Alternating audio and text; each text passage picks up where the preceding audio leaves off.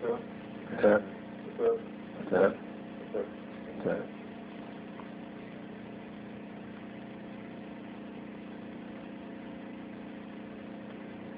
So this is our opening lecture at our year 2006 Unitarian Conference. This particular talk is going to be entitled, This is Our Religion. It's going to have some elements that many of you have perhaps seen, so there are actually going to be some added elements that you have not seen. And hopefully we'll take a little time to go into detail as to what religion is supposed to be and what our religion is all about. The question of religion is an extremely important topic to humanity and always has been from the beginning of when people were able to reach a level of social culture where they have time to think about such things as what is religion and where we come from, what is God, and who am I, and where I come from, and what is my purpose, and so on and so forth. So, of course, as humanity has developed, and we hesitate to use the word evolved, but let's say it has developed, that question has become even more of an issue as all the religions have developed, especially in the last 2,000 years, and how religion has led us to a situation where humanity seems to be on the brink of self-destruction because of religion, among other things. Probably we say two things. Religion and greed are the two main issues that are leading humanity to the brink of self-destruction.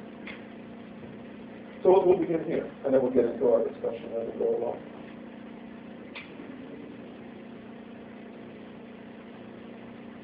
So that we are all on the same page, although I don't think we have to be on the same page with the group that is here, but for anyone else who is watching this presentation,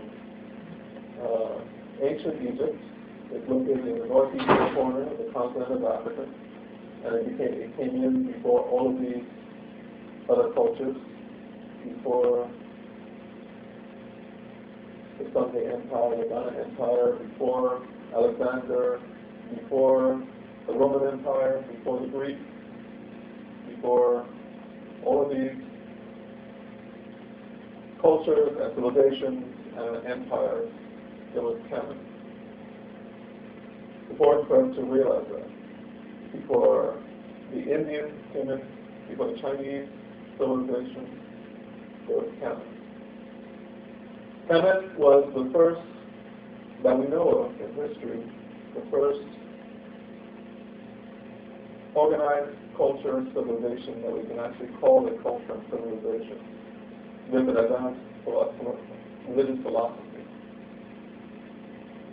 There are other people beginning to do farming, beginning to organize in other parts of the world, but Kemet was the first one to have high culture, what we can consider high culture, which means a civilized society, which means a social order, an organization for distribution of goods, farming, etc., and a religious philosophy as well as a social philosophy called Ma'at that was designed for the benefit of all human beings in the society. Other societies may have had organization under the gun, as they say, under the sword, which is a dictatorship or despotic and so on and so forth. That we don't consider civilization.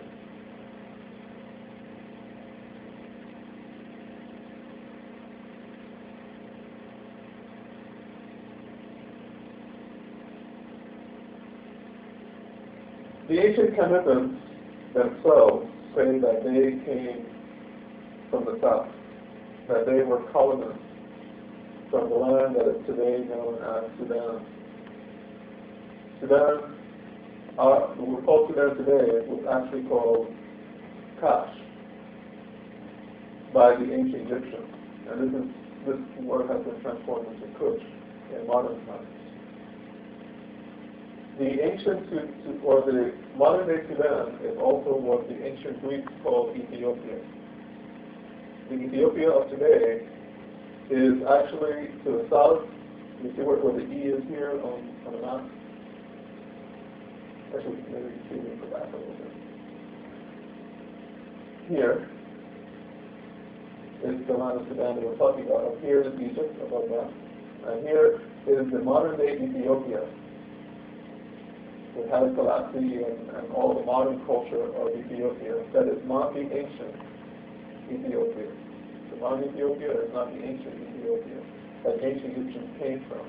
However, all of these people in ancient times around the area of the Great Lakes, Uganda, what is today called Kenya, Ethiopia, Sudan, Congo region,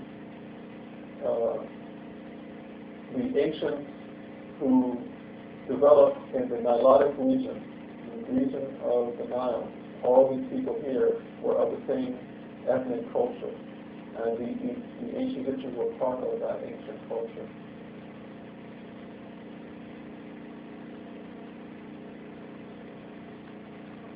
The name for Kemet is the hieroglyphic text word is here, K-M-T, and comes from the word Kem, which means blackness or darkness. Also, the word Kash means blackness or darkness.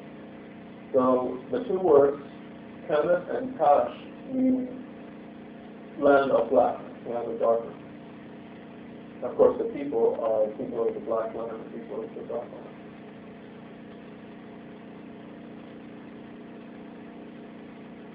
Now, here is a picture that most of you have seen. This is a picture, the tomb of the governor of Huli. Now, these people here, has everyone seen this picture? Yes? No? Okay. Of course, you know that these are the Ethiopians and these are Egyptians. And there are some more Egyptians here in the front. Here's the modern day Ethiopian man, or shall we say Nubian, is the better term. So we can have it more clear when we're talking about the ancients. And the idea here to understand is that the ancient Nubians look like the ancient Egyptians.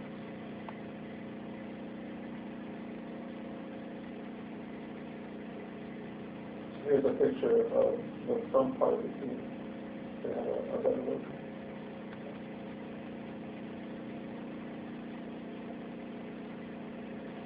Okay. Actually, this slide is supposed to be after this one, so let's go and do that. What is religion? Religion is, the term religion in English comes from the Latin term religare. Re means to do again, to do over. And legar means to join. So to rejoin. And what are you supposed to be rejoining with? You're supposed to be rejoining something that has been separated, right? In religious terminology, the soul has separated from God. And the process or the practice of religion is supposed to be dedicated to rejoining that whole that has been separated. The soul has separated